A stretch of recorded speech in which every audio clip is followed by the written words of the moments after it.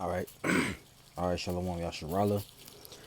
Before we get started, we're going to give all praises, honor, and glory to Yahweh, Bahashem, Yahweh Shai, Bahashem, Rachaha Kwadash, and double honors to the apostles, the bishops, and the elders at Great Millstone, the teaching rule well. Peace and salutations to the hopeful elect. All right. And we're back with another video, another lesson. And this one going to be prophecy watch, prophecy update. All right. And through the spirit, all right, Yahweh Shem Yahweh Shai. I was reading a few articles earlier in the day. Well, I saw a few articles earlier. And I thought I'd bring out some edification real quick. These are all going to come from end time headlines, but we're going to, of course, filter them through the scriptures. All right, so Lord willing doesn't is edifying to you, brothers and you sisters out there, all right, of the hopefully elect. So we're going to start with this one. This says a prophecy watch. Russia and Iran alliance is gaining strength, and we know this is a prophecy right here. All right, Ezekiel 38 chapter should come to mind. So I'm going to read it. It says, Iran's top advisor to Iranian Supreme Leader Ali Khamenei, and bear with me on these names, all right, has said that ties between Russia and Iran are expanding. Advisor Ali Akbar Valiati's comments came in the wake of Russian President Vladimir Putin's visit to Iran. Val, like I said, bear with me on the names, okay? It said, this is Valiati made the remarks while meeting in Tehran with Alexander Lavrentiev, Putin's special envoy for Syria, on Wednesday. A report from Iran's state media, IRNA, said. The report noted that two men discussed issues such as a regional development, the war in Gaza, the conflict in Lebanon, and issues in Syria. This illustrates how Iran is trying to leverage ties with Moscow to encourage Russia to be more hostile, all right, to Israel, and to take a more pro-Iranian stance in the region. Tehran and Moscow have long had Slovakia had long had a I'm trying to say this word. Give me 1 second. Amicable, I believe that's how you say it, ties. They have increased as both countries believe closer relations. Let me read it again. It says they have increased as both countries believe closer relations can upset the U.S.-led world order that emerged in the 1990s. Iranian state media highlighted aspects of the recent talks and quote, while referring to the Zionist regime's crimes and the ongoing genocide of Palestinians, as well as the recent aggression against Lebanon and Syria with the backing of the U.S. and some other Western countries, Valiati, all right, stressed the need to stop the killing machine of this uprising, usurping Salaki regime, end quote, the report said. Putin's aide, Lavrentiev, while expressing his satisfaction with the meeting with Valiati, emphasized the strengthening of relations between Tehran and Moscow. The report added, Russia and Iran discussed, and quote, peace and stability, which is ironic as both countries are involved in destabilizing actions. All right, and let's get Ezekiel. Okay, this is all part, all right, of prophecy, and this is all things we should know, including myself. All right, in this videos, you know, the elders and, you know, brothers, they do videos on, they have the full breakdown of Ezekiel. If you need it, you know, just type in GMS Ezekiel 38 breakdown, it'll come up. But this is the prophecy about Gog and future invasion of Israel. It says, verse 1, and the word of the Lord, whose name is Yahweh, came unto me, saying, Son of man, set thy face against Gog, the land of Magog, all right, the chief prince of Meshech and Tubal, and prophesy against him, this is the Russia, right? And say, thus saith the Lord Yahweh, behold, I am against thee, O Gog, the chief prince of Meshech and Tubal. The Lord is against, all right, Russia. Ultimately, why? Because, you know, Vladimir Putin's an Edomite. It's mainly, well, not mainly, but majority of the Russians are Edomites, but it's ran by Edomites, all right? And, you know, you have some Israelites scattered over there, all right, because we were in those and we were ruling over Europe during what they call the Dark Ages. Okay, verse 4, and it says, "Now turn thee back, and put hooks into thy jaws, and now bring thee forth, and all thine army and horses and horsemen." Let's read this in NL. See what it says in NLT version. All right, they're gonna go back to that old Soviet Union spirit. Verse 4 NLT: "I will turn you around and put hooks in your jaws, to lead you out with your whole army, your horses and charioteers in full armor, and a great horde armed with shield and swords." All right. Standing, going back to KJV, it says, "And I will bring thee forth, and all thine army, horses and horsemen, all of them clothed with all sorts of armor, even the great company with bucklers and shields, all of them handling swords." Verse 5, "Persia, Ethiopia, and Libya with them, and all of them with shield and helmet." Persia is what? This is the modern day Iran. Okay. If it comes up, give me 1 second. All right. Persia. All right. Means pure or splendid. The empire of Persia encompassed the territory from India on the east to Egypt and Thrace on the west. All right. See, Persia proper was bounded on the west by Susanna or Elam, which Elam are the modern day Iranians. But we can go over here to let's do this. That's Slovakia. Uh,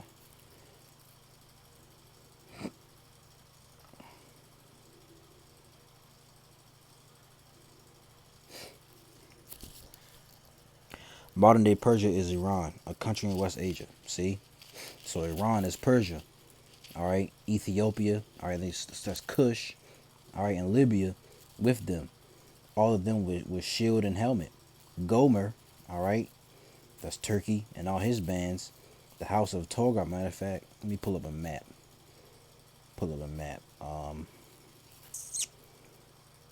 Uh, let's do this. Let's type in Ezekiel to show you.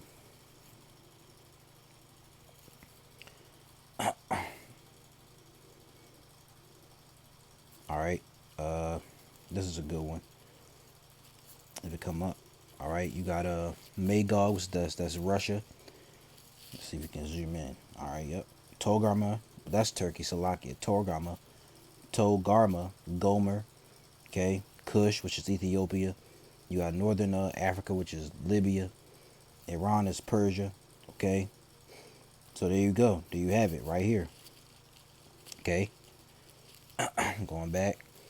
Gomer and all his bands, the house of Togarma of the north quarters, and all his bands, and many people with thee. Be thou prepared, and prepare thyself, thou and all thy company that are assembled unto thee, and be a guard unto them. So Russia, all right, is a guard unto these nations. Which, if you get Revelation 13:2, it says, "And the beast which I saw was like unto a leopard," which that's the Greeks. Okay, that's Alexander the Great. All right, that goes to the Greek Empire. So that's that leopard, and his feet were as the feet of a bear. This bear represents Russia. All right, and if you go to their type in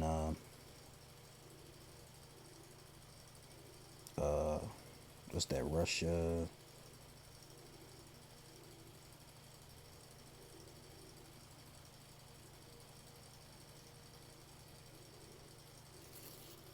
Yeah, the Russian bear is a widespread symbol of Russia that has been used since the 16th century. It is often depicted as a Eurasian brown bear and is used in cartoons, plays, and articles. The bear represents both the good and the bad of Russia, including strength, power, ferocity, and club footness. All right, and you can go more than that. So that their symbol is the bear. See, just how like the lion, their symbol is that's British. That's the Britain. Their symbol is the lion. They actually have a lion symbol. But and the beast which I saw was like unto a leopard. In his feet, whereas the feet of a bear. You go to the word bear. All right, it's the Greek word arctos and means a bear. All right, But you go to the root word, archeo, to be possessed of unfailing strength. See? To be strong, to suffice, to be enough. All right? To defend, Salakia. To defend, ward off. To be satisfied, to be contented. All right? And like I said in Ezekiel, it says, be a guard unto them. So Russia's gonna be a guard to defend off, other nations that mess with them, you know. So they're gonna back him up really. I'll finish it out in his mouth as the mouth of a lion, and the dragon gave him his power and his seat and great authority. You see? So going back to Ezekiel 38, this is part of prophecy right here. Okay? And you can go more into it. Verse 8, I read it. It says, and that after many days thou shalt be visited in the latter years, thou shalt come unto the land that is brought back from the sword, and has gathered out many people against the mountains of Israel, which have been always waste. But it is brought forth out of the nations, and they shall dwell safely all of them. Thou shalt ascend and come like a storm. Thou shalt be like a cloud to cover the land, thou and all thy bands, Salakia, and many people with thee. Thus said the Lord Yahweh, it shall come to pass that at that same time shall things come into thy mind, and thou shalt think an evil thought. The Lord's going to make him, he's going to put those evil thoughts into their mind, But let's get, it was when I was reading yesterday at camp, I think it's 49. Jeremiah, for this is the, I think this is it. Give me 1 second.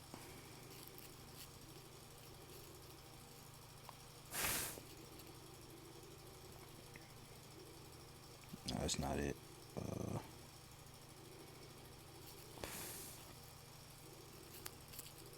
It was when I was reading yesterday. I think it's Ezekiel.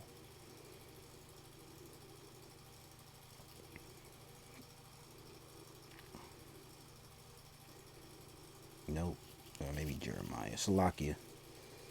It was when I was reading yesterday. But we can read this too.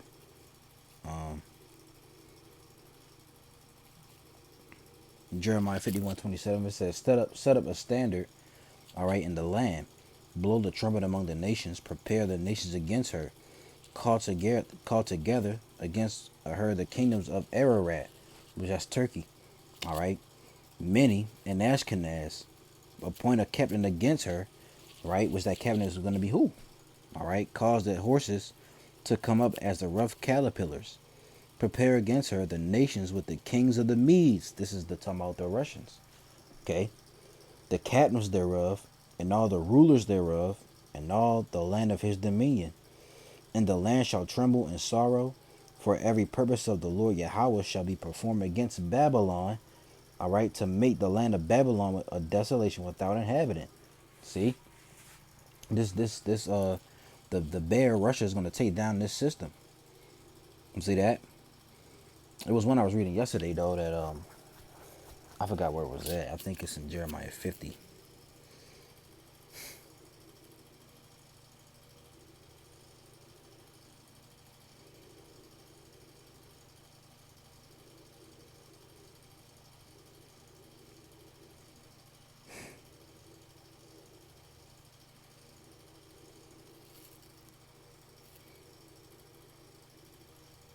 Yeah, this is it. Jeremiah 50 and 41 says, behold, highlighted actually. Jeremiah 50:41, behold, a people shall come from the north, a great nation, and many kings shall be raised up from the coast of the earth. Now, who's this talking about? All right, it says from the north. The north is who? Russia. Okay, and many kings. These kings are what? Those who are, who are banded with Russia. All right, who made an alliance with the Russians. They shall hold the bow and the lance. They are cruel and will not show mercy. Their voice shall roar like the sea. And they shall ride upon horses, every one. These horses is what? They're different, they're going to shoot out those missiles. So that's the bow. That's that bow and that lance. They are cruel and will not show mercy. They shall roar like the sea, and they shall ride upon horses. Everyone put in array like a man to the battle against thee, O daughter of Babylon. So they're going to shoot out those missiles, man. Those ICBMs. All right. So this is a part of prophecy right here. You know, and they're gonna get closer and closer. I think it was one article where it says Russia's giving Iran missiles, nuclear missiles, something like that. Let me see. We don't gotta go deep into it, but I'll just bring it up. I probably spelled that all wrong. Let me see. Um,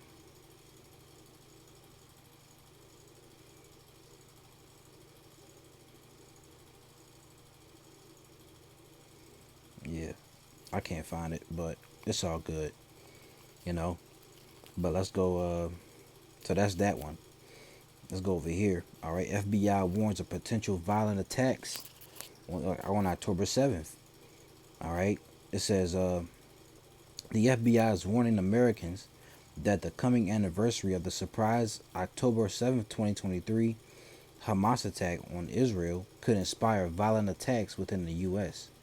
A public service announcement released by the FBI and Department of Homeland Security on Friday warns of potential threats in the United States from a variety of actors in response to the one-year anniversary of the Hamas attacks on Israel. The announcement warns that Monday's anniversary could be a motivating factor for violent extremists and hate crime perpetrators to engage in violence or threaten public safety, pointing out that violent extremist activity has been observed since the ongoing Israel-Hamas war began. It says large public gatherings such as memorials, vigils, or other lawful demonstrations uh, present attractive targets for violent attacks or for hoax threats by a variety of threat actors, including violent extremists and hate crime perpetrators, the announcement states. Such actors may view the anniversary as an opportunity to conduct an attack on or other high-profile illegal activity. It continues.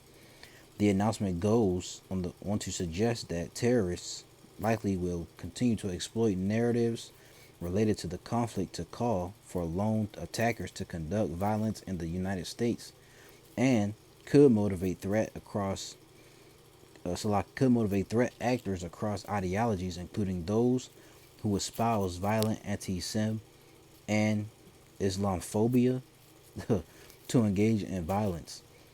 No specific threats related to October 7 were noted in the FBI DHS announcement. The FBI declined Newsweek's request for comment on Friday. All right, and they got this one over here too. Biden says he is worried about violence centered around the upcoming presidential election. You know, and we're what, a month away from that. You see, matter of fact, let's look that up. When is the presidential election? Okay, okay, like Elder Yashawamba. Okay, when is the presidential election? Tuesday, November 5th. So yeah, exactly a month away. Exactly a month away. Tuesday, November 5th. That's when the presidential election is. And it doesn't matter who gets in. All hell's gonna break loose regardless of if Kamala gets in or Trump. Okay. So it says President Biden told reporters Friday he is confident the election will be free and fair, but he said he was concerned about the potential for violence if former President Donald Trump again refuses to accept the will of the voters. I'm confident it will be free and fair. I don't know whether it will be peaceful. Biden said during a surprise appearance at the White House daily briefing, the things that Trump has said and the things that he said last time out when he didn't like the outcome of the election were very dangerous. Biden noted that during this week's presidential debate, Trump's running mate, Ohio Senator J.D. Vance, would not say whether Trump would accept the outcome of the election. When asked if he and Trump would challenge the election results, even if every governor in the nation certified them, Vance demurred, saying he and Trump were focused on the future. Republican Vice President candidate Sen J.D. Vance and Democratic Vice President candidate Minnesota Governor Tim Walz participated in a debate at the CBS Broadcast Center on October 1st, 2024, in New York. It says, I don't know, in quote, I don't know anything about what Biden said, Trump told reporters in Georgia on Friday following the president's remarks. I only can hope that it's going to be free and fair. And I think in this state it will be. And I hope in every state it will be. And I think we're going to do very well. Trump often links himself winning with fairness. Speaking to reporters earlier this week, Trump said, all I want is a fair election. That's all. Just a fair, honest election. I hope we're going to get that. But when pressed on whether he trusts the process this year, he responded, I'll let you know in 33 days. 33, if you don't know. All right. That's the number 33 is that's the highest level of what they call it, Freemasonry. So I'll let you know in 33 days. Shows you this is just a show, man. All right. And by the way, they already know who's gonna be elected. They do the election. They fool the Americans to think them to have them to think that their vote matters when it doesn't. So 2 days later in Michigan, Trump again lied about the results of the election. We won, we did win, Trump said. It says it was a rigged election. It was a rigged election. You have to tell Kamala Harris. That's why I'm doing it again. If I thought I lost, I won't be doing this again. This photo shows Special Counsel Jack Smith from the shoulders up in August 2023. I don't see no photo, but he has brown hair, including a beard, and is wearing a white shirt, blue suit jacket, and dark tie. So dangerous. They wearing those ties, man. Okay, let's get Jacob. Let's get Jeremiah 30:5. It says, "For and these words, and these are the words that the Lord Yahweh spake concerning Israel and concerning Judah. For thus saith the Lord, we have heard a voice of trembling, of fear, not of peace. Ask ye now and see whether a man doth travail with child. Wherefore do I see every man with his hands on his loins, as a woman in travail, and all faces are turned into paleness?" This is why the Lord is asking that. All right, because he's asking why men, having their hands on their stomach, you know, crying out, wailing out like a woman that's in her labor pains. Verse 7, alas, for that day is great, so that none is like it. It is even a time of Jacob's trouble, but he shall be saved out of it, and he is going to be the elect. All right, but the time of Jacob's trouble is around the corner. That time is near. NLT, this is the message the Lord concerning Israel and Judah. This is what the Lord says. I hear cries of fear. There is terror and no peace. Let me ask you a question. Do men give birth to babies? Then why do they stand there, ashen-faced, hands pressed against their sides like a woman in labor? In all history, there has never been such a time of terror. It will be a time of trouble for my people Israel. Yet in the end, they will be saved. And only the elect, starting with the elect, will be saved. But in the end, all Israel will be saved. All right, none of them will go into hell. They're not going to burn forever. Okay? In the end, all Israel will be saved. The two-thirds will come back through the loins of the elect. Okay? Let's get Daniel. All right? Daniel 12:1. And at that time shall Michael stand up, the great prince, which standeth for the children of thy people. And there shall be a time of trouble, such as never was since there was a nation, even to that same time. And at that time thy people shall be delivered, everyone that shall be found written in the book. And those who are written in the book of life, that's the elect. Everybody else is going to be, be dying out here, dying of famine, dying by the sword, bloodshed, death. Okay? NLT. It says, at that time, Michael, the archangel, who stands guard over your nation, the nation of Israel, will arise. Then there will be a time of anguish greater than any since nations first came into existence. But at that time, everyone of your people whose name is written in the book of life will be rescued. See that? And if you cross reference this, it'll give you, I believe it goes to Jeremiah.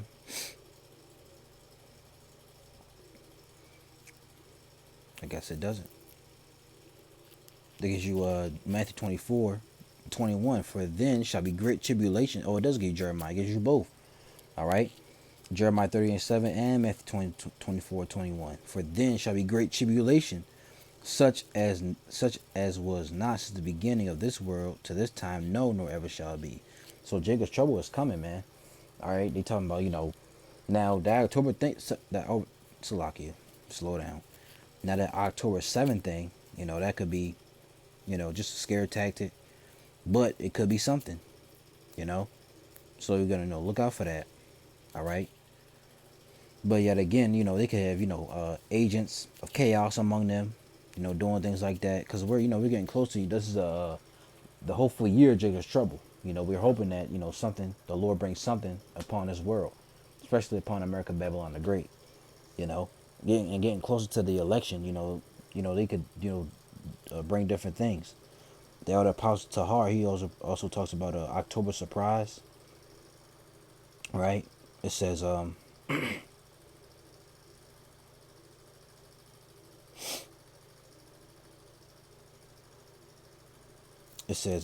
in the politics of the United States, an October surprise is a news event that may influence the outcome of an upcoming November election, particularly one for the presidency, whether deliberately planned or spontaneously occurring. Okay, so something could happen, during this month. False flags, Black Swan events. All right, so we're in that time, man. And Lord willing, we have that number. You know, so I'll get one more real quick. This is First Peter 5 and outside of verse 6. It says, "Humble yourselves, therefore, under the mighty hand of the Most High, that He may exalt you in due time, casting all your care upon Him, for He careth for you. Be sober, be vigilant, because your adversary the devil, as a roaring lion, walketh about, seeking whom he may devour." You see, it says, "Whom resist steadfast in the faith, knowing that the same afflictions are accomplished in your brethren that are in the world." You see, so we got to be sober, man, and be circumspect while we're in this world. That goes for myself as well, man. I can't get caught up in the cares of this life. We get our daily bread. We go to work. Do what we got to do. But we got still stay focused on this truth. You sisters out there as well, man. All right, don't get caught up in the, in the antics. Sexy Red and Megan Thee Stallion. Don't get caught up in that. Stay true to your. And the Lord gonna send you a man anyway. So try not to get, and it goes for us brothers as well. The Lord's gonna give us women. And this is something I gotta, say to myself as well, man. Hey, just wait on the Lord. But while we're here, you still can do stuff. But hey, stay focused on this truth, man. Because we're almost out of here. We're in those times. So I just want to bring something out in the spirit. Through the spirit, Yahweh Shem Yahushai, Lord willing, was edifying. May we give all praise, honor, and glory to Yahweh, Bahashem, Yahushai, Bahashem, Rakah HaKodash, and double honors to the apostles, the bishops, and the elders, a great millstone, the teacher well. Peace and salutations to the hopeful elect. All right, Lord's will, you was edified. Till next video, I'm going to say, Shalom.